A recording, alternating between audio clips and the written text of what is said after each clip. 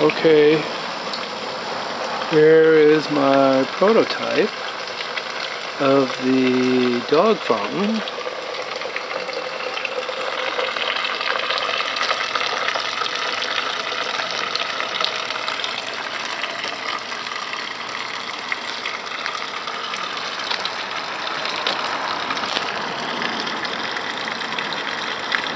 See how relieved he is?